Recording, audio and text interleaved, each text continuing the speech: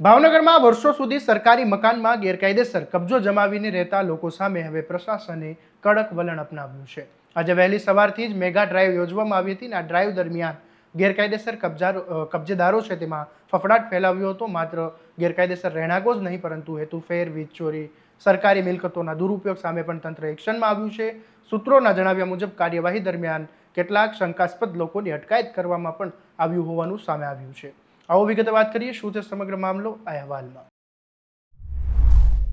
નમસ્કાર, હું છું આસિફ કાદરી અને સ્વમાન સાથે તમારું સ્વાગત છે। ભાવનગર શહેરના સિત્સર વિસ્તારમાં આવેલી ગુજરાત હાઉસિંગ બોર્ડની 25 વારિયા રહેણાંક વસાહતમાં આજે જિલ્લા પ્રશાસને મેગા ડ્રાઈવ હાથ ધરી હતી। પ્રશાસનની તપાસમાં અનેક સરકારી રહેણાંક મકાનોમાં નિયમોનો ભંગ કરીને ગેરકાયદેસર રહેણાંક કરવામાં આવતું હોવાની વિગતો સામે આવી છે।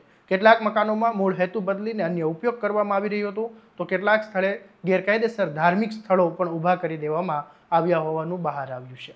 આ ઉપરાંત કેટલાક મકાનોમાં નિયમો વિરુદ્ધ વીજ કનેક્શનનો ઉપયોગ કરીને રહેતા હોવાનું પણ સામે આવ્યું હતું। વિગતો સામે આવતા પીજીવીસીએલની ટીમે પણ તપાસ હાથ ધરી અને આ સમગ્ર કાર્યવાહી દરમિયાન ભાવનગરના એસડીએમ, એસપી, મામલતદાર અને ગુજરાત હાઉસિંગ બોર્ડના અધિકારીઓ પણ અને આઈબી, પીજીવીસીએલ સહિતના તમામ અધિકારીઓ ઉપસ્થિત રહ્યા હતા। પોલીસના મોટા કાફલાને સાથે રાખવામાં આવ્યો હતો અને સમગ્ર વિસ્તારને પોલીસ બંદોબસ્ત હેઠળ રાખવામાં આવ્યો જેથી કોઈ અનિચ્છનીય બનાવ ન બને।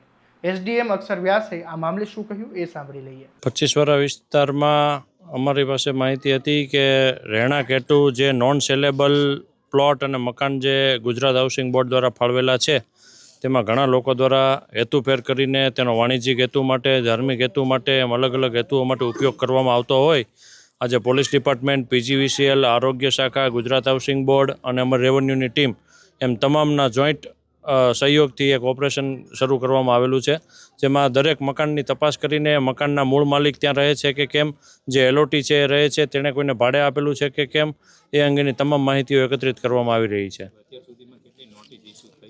અત્યાર સુધીમાં 25 થી 30 જેટલી નોટિસ ઇસ્યુ કરેલી છે। બાકીનો સર્વે ચાલુ છે અને હાઉસિંગ બોર્ડની ટીમ દ્વારા નોટિસો આપવામાં આવી રહી છે। એક ધાર્મિક સ્થળમાં એક રહેણાંક મકાનમાં તે લોકો મદ્રેસા અને દરગાહ માટે ઉપયોગ કરતા હોય તેવું ધ્યાને આવેલું છે। જે કોઈ પણ લોકોનું આવો શરતભંગ અથવા તો બીજા હેતુફેર માટે જે કોઈ પણ નોટિસ પછી પુરાવા રજૂ કરશે અને એના આધારે અમે નક્કી કરીશું કે શરતભંગ થાય છે કે કેમ અને એના આધારે હાઉસિંગ બોર્ડ દ્વારા જો જરૂર પડે તો મકાન સીલ કરવા સુધીની કાર્યવાહી કરીશું। વીજ કનેક્શનનો પાકો આંકડો નથી પણ ઘણા 3 થી 4 જેટલા વીજ કનેક્શનો પણ કાપવામાં આવેલા છે। અધિકારીઓનું કહેવું છે કે પ્રથમ તબક્કાની કાર્યવાહી છે અને આગામી દિવસોમાં શહેરની 50 થી વધુ હાઉસિંગ વસાહતોમાં પણ સર્વે કરવામાં આવશે, ચકાસણી હાથ ધરવામાં આવશે અને જ્યાં નિયમોનું ભંગ જણાશે ત્યાં કાયદેસરની કાર્યવાહી કરવામાં આવશે। જરૂરી હશે ત્યાં નોટિસ ફટકારવામાં આવશે। સૂત્રોના જણાવ્યા મુજબ આ આખી કાર્યવાહી દરમિયાન કેટલાક લોકોની પોલીસે અટકાયત કરી છે।